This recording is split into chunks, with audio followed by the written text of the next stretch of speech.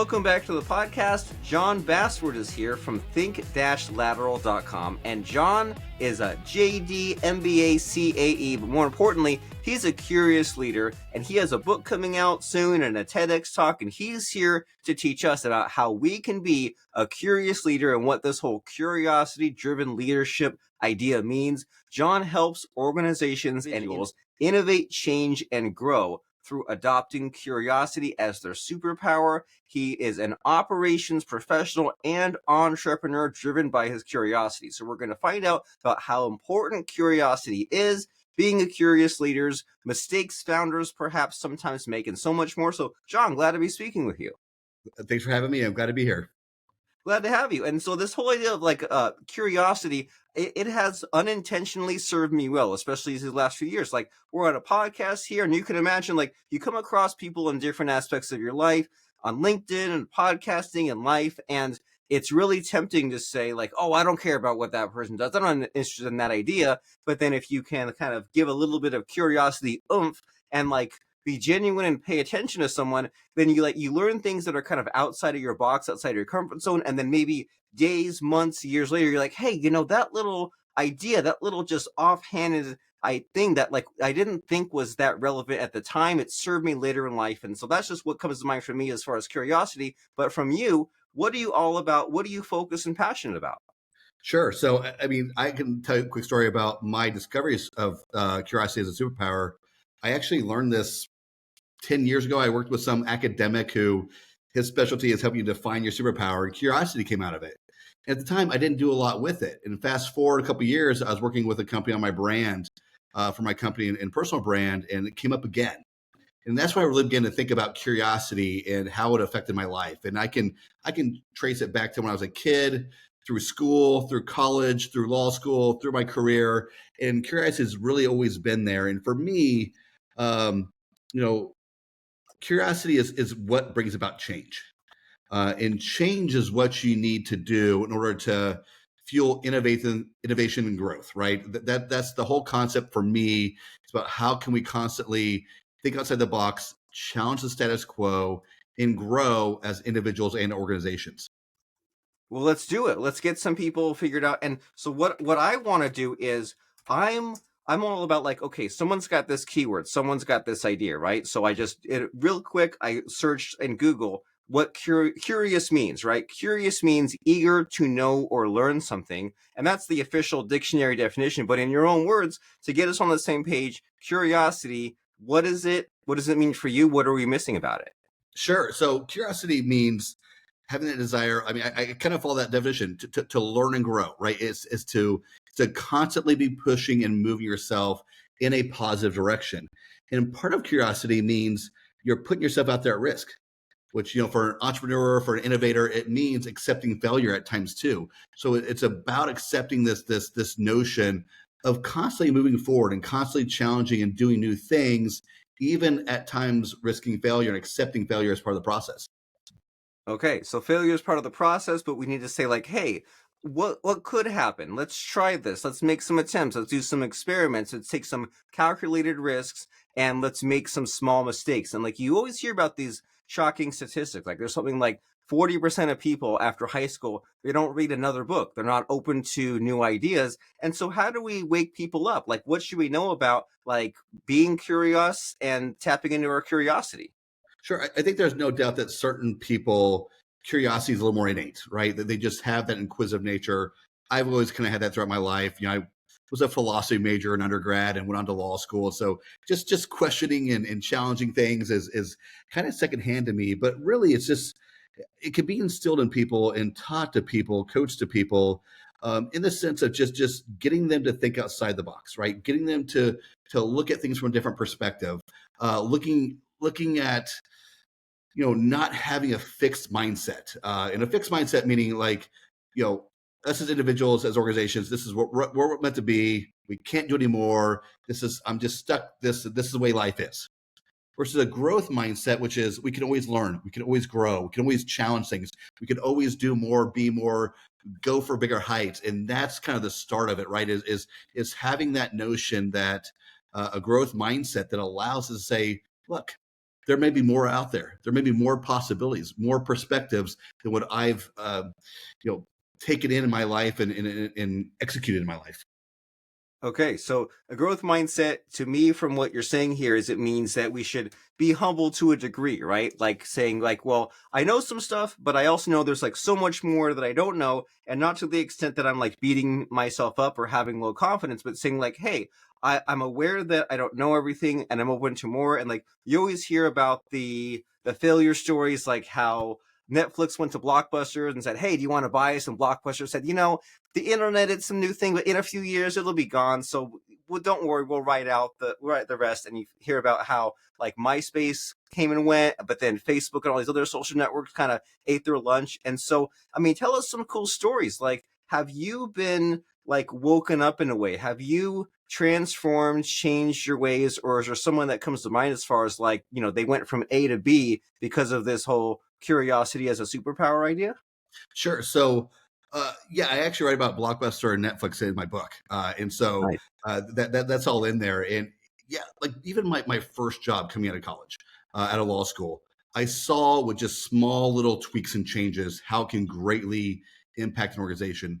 I came in, I was trained for this organization, and I was being told to deliver a certain message to the people I was working with. And I went back and said, where is this located? Like I get you're telling me to do it, and I'm telling them, but like, where's this written down in a manual, handbook, some kind of guideline that shows this is what you should be doing? It was buried somewhere. And so I did just a small thing of bringing this document out, putting it in the forefront, making it part of every communication I did. In the time I was at this organization, they had a 20% increase in revenue. They had a 500% increase in programming. It just really just exploded from one little change, building a communication strategy around one little document that already existed. It just wasn't being communicated.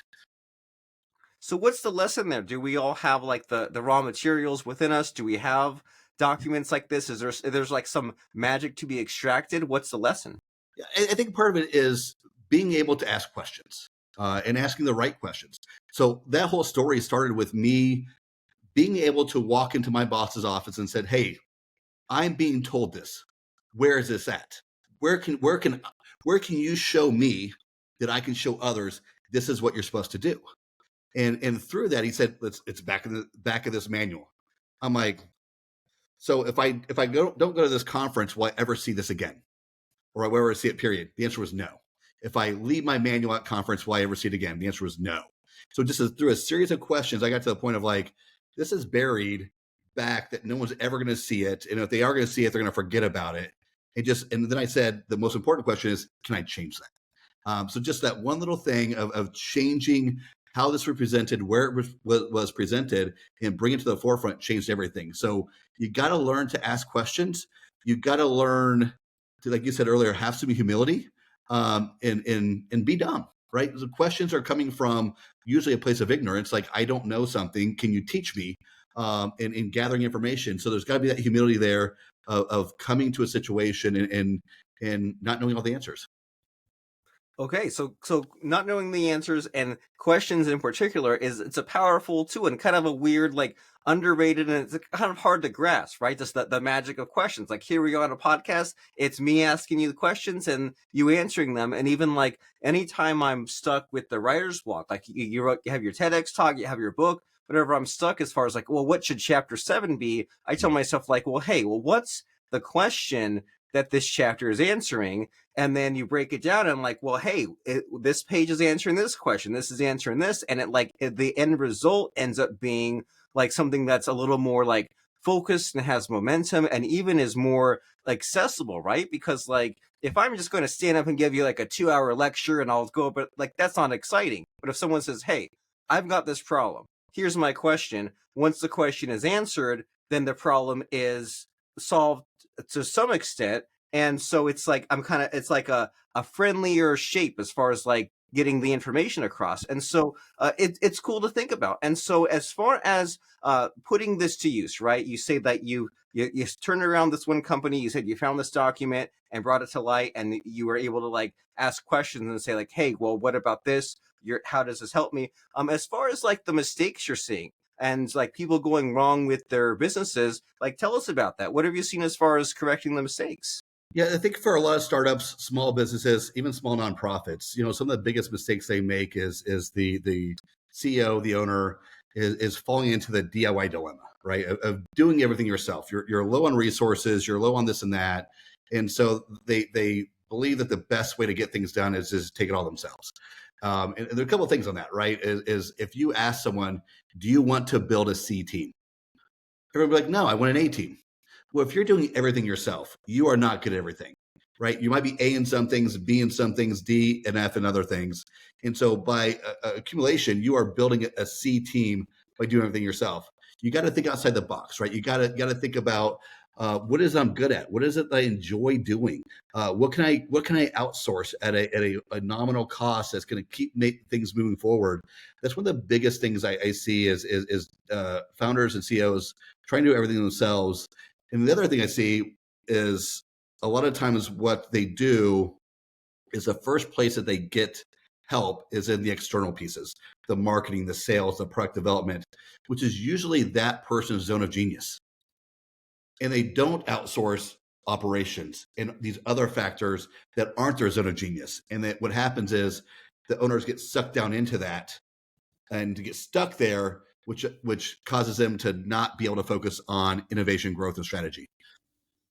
That's powerful. Just that some of these ideas that maybe these business owners or these leaders, they're not even asking these questions, right? They're afraid to. They tell themselves stories like they don't have enough time, and then when maybe if they do kind of break through to that next level and say, okay, well, I know that I can't sustain this. I know that I need help. I don't want to have the C team. I want the A team. Then they're afraid to give up the territory, right? And it's like and it's relatable, right? We go through these phases in business where at first we're just trying to make it work at any cost, but then hey, once it's time to grow, once you hit the bottleneck, then okay, well the important lesson is give up some of your ownership of these tasks that you're doing and get back to your zone of genius. And it seems easier said than done, right? Like you say, okay, well, focus on your zone of genius, but like emotions are tricky, and sometimes people just say, "Oh, there's no way I can do that." Right? No one else can do this better than me. Or there's the growing pains of getting up to speed. Like, what do you say to that as far as going through the painful transformation or change?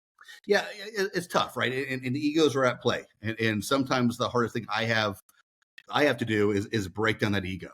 And one of the best ways to do it is just show them the numbers, right? Show them the math, show them of what their time is, ask them what they believe their time is worth, where they're putting their time, how much they could save from their time if they did X, Y, and Z differently, and what that would bring to their company, right? You got to show them. You got to show them the numbers.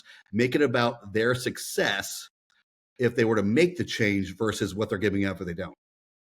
I love it. So show them the data, break down the problem, and then kind of show like the before and after, right? Like here's where you're at, and with that before you and without your help, it was maybe just like a black box. Like, well, I'm doing all this stuff and I'm miserable and I'm stuck and I'm in mediocre land, but like, how can I change? And you say, well, hey, I'm a problem solver. I'm breaking this down. Here's some numbers. Here's what the real like time for money exchange is now versus here's what it could be if we just made, like you said at the beginning, some little small changes. And so it seems to me this is kind of like the business owner's entrepreneur's mindset, right? You kind of have your natural instincts, which is to avoid conflict, avoid confrontation, avoid problems. But then entrepreneurs are like, hey, the problems, I want to solve that. I want to go after that and fix it, knowing that there'll be even bigger problems, but I also want to fix that. And so, as far as like the proper mindset to have, can you tell us about some do's and don'ts? Like, where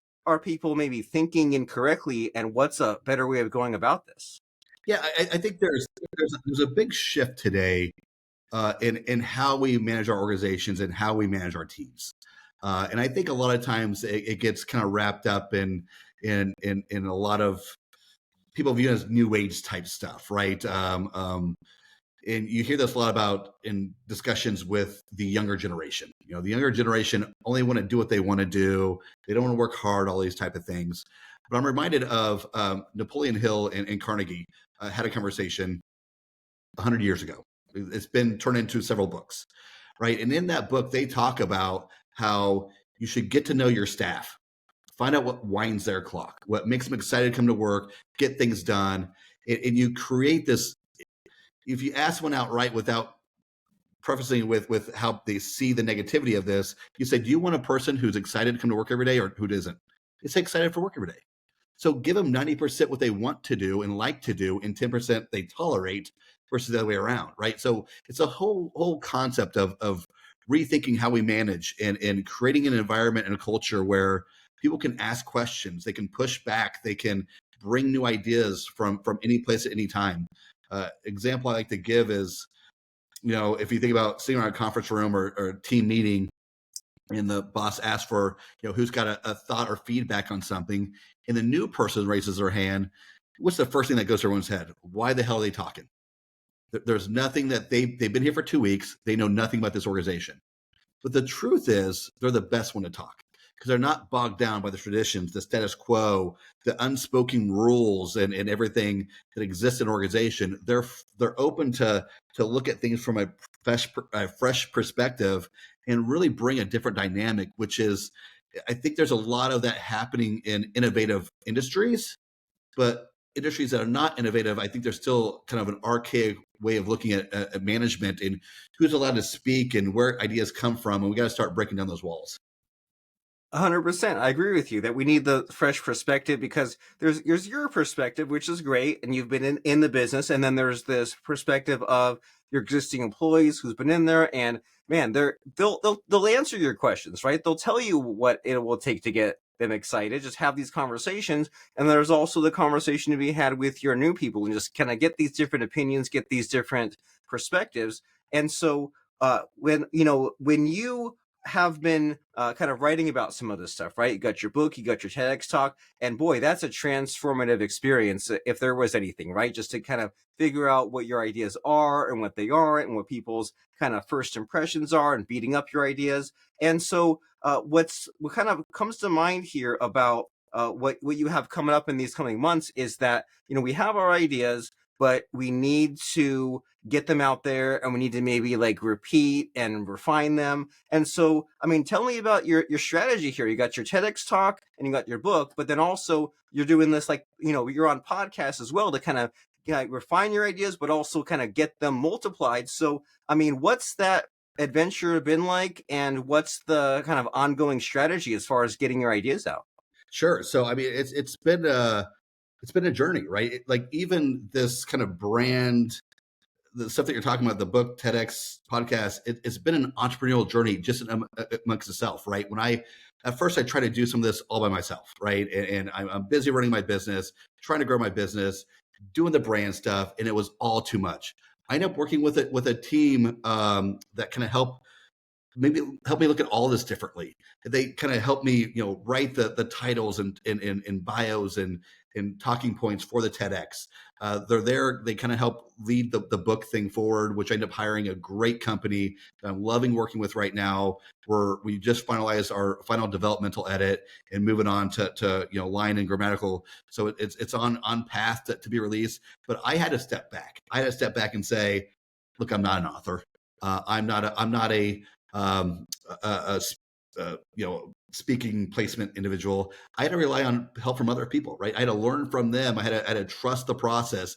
And there was times where I was ready to give up, especially with TEDx. It is kind of shooting, throwing darts at a dartboard blind at times.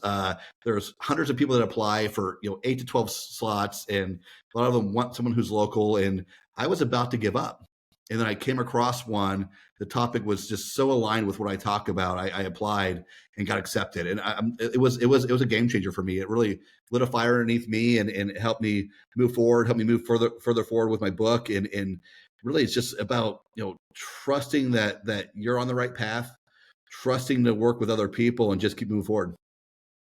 Wonderful. What I get from your story is that what you see in your daily life that you just don't give a second thought to, so much work went into that, right? You turn on TV and there's like just one random TV show that's like hundreds, thousands of people's jobs, and it took like who knows how many months, right? You drive your car past like one McDonald's, you think like, man, the payroll, the employees, the equipment, the real estate, like anything that you just see that maybe when you were a kid, you just like, oh, well, there's a building right there, right? There's someone who made them some book. There's some company. There's some, accountant's office. Like there's way more work going into it than you maybe expect. And if you have that ignorance of like, oh, this will be easy, then maybe you won't give it enough attention and you'll try to do so much yourself. But if you're like, well, hey, there's all the strategy involved, right? There's the competing against hundreds of people with the TEDx talk. There's a follow up. There's the I've got my book. We need some sounding boards of like the titles and the revising and the line by line and the grammatical. Like there's way more layers of making it right, but that's okay because you just need to like have some time management, have some focus, have some communication, have a team, have some people working with you. And so it's so much to think about. And so in these last few minutes, I want to make sure that we cover the bases, right? And we talk about what you want to talk about and being a curious leader and all that cool stuff. But since we just met, I don't know exactly what to ask you. So is there like a missing, hidden, invisible question in our conversation that I should be asking you, but I just don't know? What's the question I should be asking? Yeah, I would say the overview of talk about curious leader is that I say it requires three shifts. And we've talked about some of these a little bit throughout, but I'll lay them out a little more detailed. One is that shift from a fixed mindset to a growth mindset.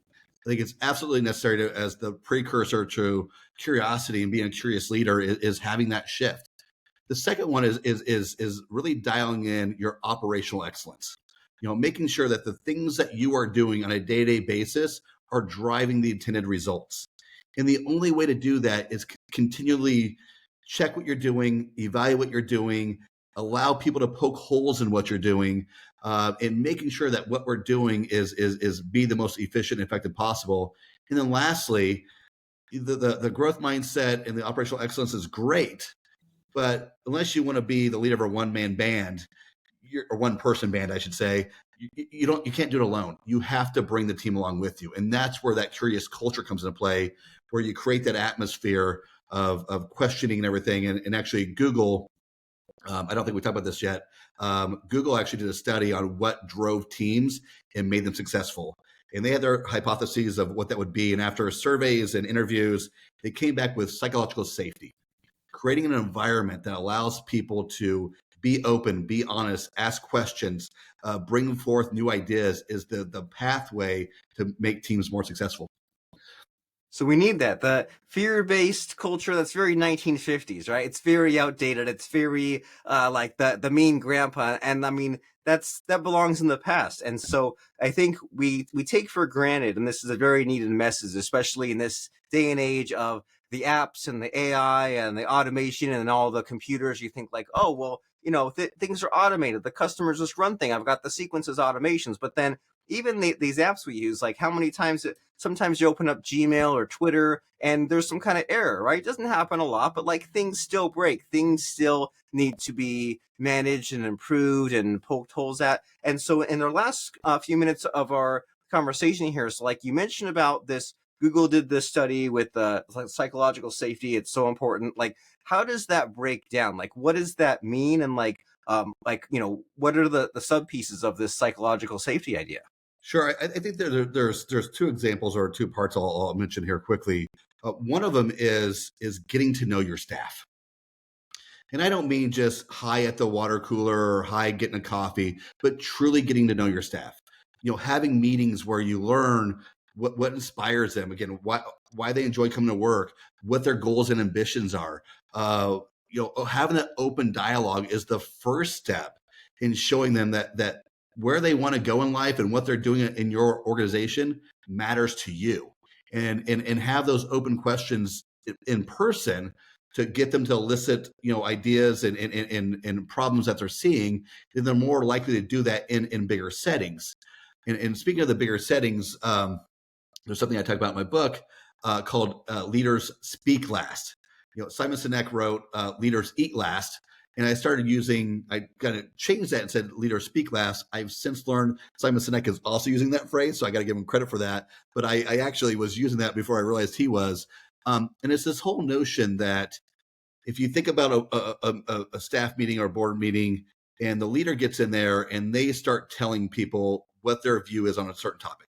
an event that just happened or program, whatever, or they're saying their thoughts, and what they just did in that room was bring everyone's thoughts, ideas, and problems about that issue towards the CEO's direction.